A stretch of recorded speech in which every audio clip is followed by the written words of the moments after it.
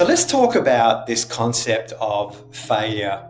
Now, if you go and have a look at one of my previous Monday Myth Check videos, which we may have a link to that in this video, you'll see this conversation that I drew on that was based on the quote from the NASA flight director back in the Apollo 13 mission.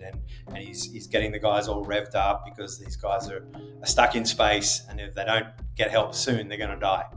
And so he wraps the whole thing up with, gentlemen, failure is not an option. And so the funny thing is, that's actually become a kind of a motivational thing that's a myth. Failure is absolutely an option, and often it's some of the best option we have. Now, repetitive failure is failure. On the same thing, we're not learning, we're not growing. But failure is an option, and failure is something that we need to embrace. And it's one of those things where if you have a good mentor. I remember, when I had to close my business, and we were looking at some substantial money, and I was feeling pretty flat. My sense of calling is to bring hope, confident expectation of good into the world of people in leadership and business. And I'm just struggling with it myself. Like, I didn't have my own confident expectation. I didn't know who was going to hit me next. I didn't know what I was going to lose next, what I was going to have to sell to cover the money, or what was going to happen. Was I going to be found negligent? Was I going to be found trading insolvent? Who knows? I mean, at the end of the day, none of that happened, although it did cost us a lot of money. But I just remember this one guy who was a good friend. He was both a spiritual and a physical mentor.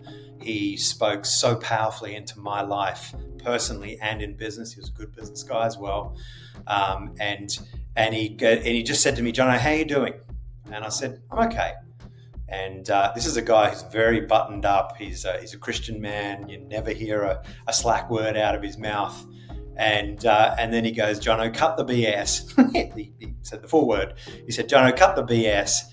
How are you really doing?" And I was able to talk through it. And then he was able to. So one of the things he made me realize was that a good mentor is just going to drag this stuff out, because we've got to be able to have these honest conversations. We've got to be able to open up to how we really feel, because not every day is peachy and fine. In fact, a lot of days aren't. And so, because every day we have challenges, every day we have things going on in different parts of our world. And we talked about in a previous video where we talked about, being kind of improved or forged or refined in those difficult circumstances. Well, this is that moment. Failure is not the problem, it's how we handle it that's the problem. And so for me, in that journey in particular, over a period of months, I started to get back in touch with, okay, what was core to my purpose? Why was I doing what I was doing? What are my core values? What matters to me the most? The thing that really came up on top was my marriage.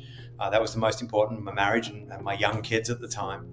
And then slowly just started to open up, okay, how do I rebuild? Funnily enough, one of my rebuilding efforts that year was actually getting alongside 10 to 15 other business guys that were going through similar issues. This was just on the back end of the credit crunch in 08, 09, and a lot of businesses were struggling. And so I got alongside them, was able to help them. I had different networks and connections that I could help them out with.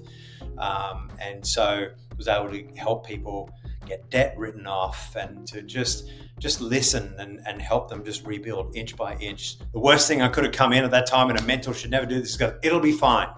This is a great learning experience. Just take it as that, cop it on the chin." That's not how it works. It's just those incremental steps in terms of being able to improve. And so a great mentor, that's the difference between a mentor and maybe a coach, is we're going to take those incremental steps just to keep moving forward, because a mentor can see where you need to be, because they're usually already there. But they're going to sort of go, okay, I know what that ugly feeling is like. And that's one of the things that I do. I know what that ugly feeling is like. I know what failure feels like. And I also know how to rebuild from failure inch by inch, and to be able to then say, 15 years, for example, after that business failure, 15 years later, to say, that's one of the best lessons I ever learned.